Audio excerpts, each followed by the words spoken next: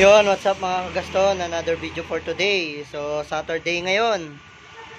So, meron tayong ginagawa. Ito, papaliwanag lang natin kailan ba dapat nagpapa-throttle body cleaning sa ating Raider 150 Fi or kahit sa mga fuel injected na ibang motor. So, yun, bagong lahat, intro muna.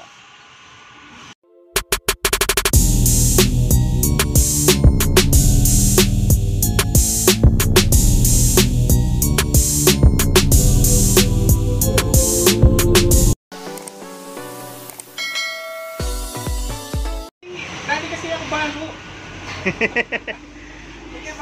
So, yun. So, yun mga kagaston, taga Pampanga lang si Sir. Kaso sa may bandang Minalin si Sir.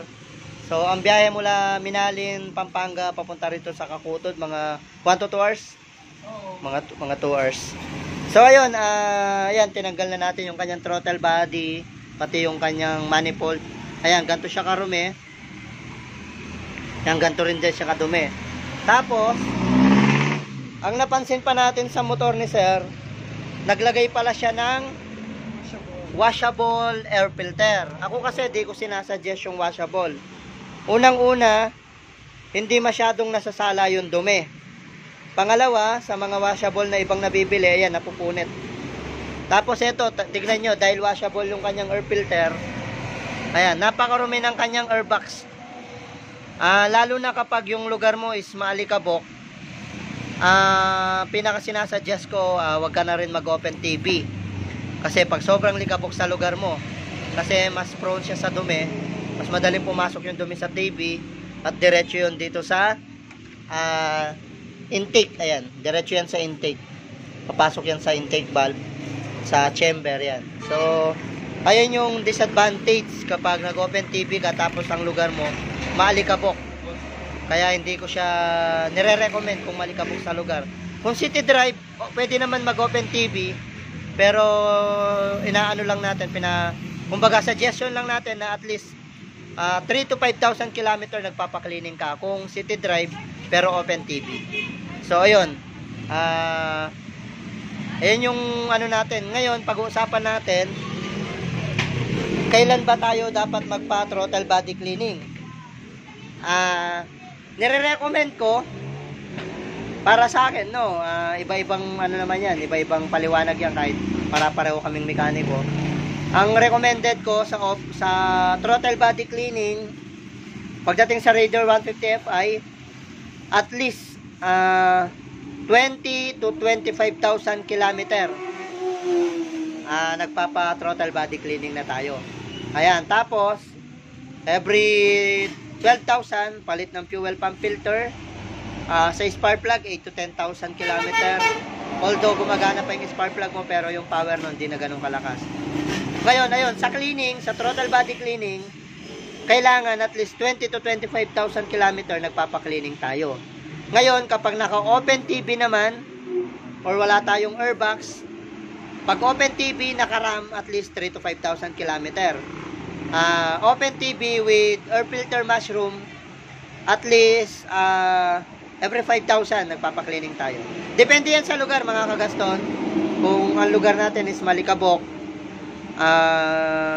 mas magandang stock na lang, kumbaga stock airbox, kasi mas prone nga sa dumi. Pero nasa inyo pa rin yan kasi motor nyo yan. At saka siyempre, kayo naman din yung gumagastos. Kumbaga ano lang naman to, suggestion. Ngayon naman, pagdating sa ibang motor na FI din, like NMAX, PCX, Aerox, basta mga FI, at least 20,000 km, basta 20 to 25,000 km nagpapa-throttle body cleaning na tayo. And then, sa ibang motor kasi, suggestion pa rin yung FI cleaning. Lalo na sa mga Yamaha, nagpapa-FI cleaning talaga sila. Pagdating naman sa Raider 150 Fi, hindi ko na nire-recommend yung FI cleaning, at least throttle body cleaning, at saka dapat 12,000 km nagpapapalit ka ng fuel pump filter. Kasi nga meron tayong filter sa loob ng tangke, at least napapalitan dapat yon para di ka na magpa-FI cleaning. Ngayon yung iba naman, kapag sobrang taas na ng odo, bago sila nagpapa-FI cleaning, nagpapalit na lang sila ng injector. Kasi konti lang naman idadagdag mo, bagong injector na. So ayun, lilinisin muna natin yung motor ni sir. Tapos tuloy natin yung video mamaya. Bali, ayan, ki-cleaning natin to. Madali lang naman mag-cleaning. Meron tayong mga tutorial. Tingnan nyo rin yung alikabok sa kanyang takip na airbox. So sobrang dumi.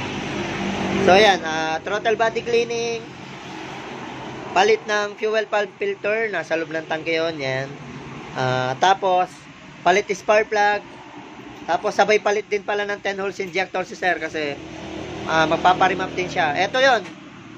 Sa mga nagpaparimap naman, mas maganda bago kayo magparimap, lahat ng gusto nyong ilagay bago kayo magparimap is nakalagay na dapat. Para pag nagparimap kayo, yun na yung tuning niya. Kasi pag nagpa-remap ka tapos may mga gusto ka pang palitan, another tuning na naman yon. So ayun, gawin muna natin, tuloy natin yung video mamaya pagtapos na yung motor ni sir. Isa rin sa palatandaan kapag kailangan ng throttle body cleaning, isa dyan, kulang sa hatak or yung minor, nagtataas baba, hindi stable, tapos matakaw sa gas. Yan yung mga palatandaan din kapag kailangan ng i-cleaning. And then, syempre, yung odo. So, yan, nagbabase rin tayo. So, yun, gawin muna natin. Medyo madaldal lang talaga tayo. So, yun, mga kagasto, natapos na natin yung motor ni sir. Nag-maintenance tayo. Throttle body cleaning. Tapos, nag-upgrade na rin si sir. Nagpalit ng 10 holes injector. Tapos, nag-reset din tayo ng tensioner. Palit ng fuel pump filter, nagpalit din si sir ng Puma spark plug. Tapos air filter, kumbaga maintenance, sabay konting upgrade. Sabay palit ng battery kasi 5 years na yung motor, ngayon pala napalitan ng battery at saka hindi na rin siya ganong kumakarga. Ayan. So all good sa yung motor ni sir. Galing siya ng Minalin, San Fernando, Pampanga.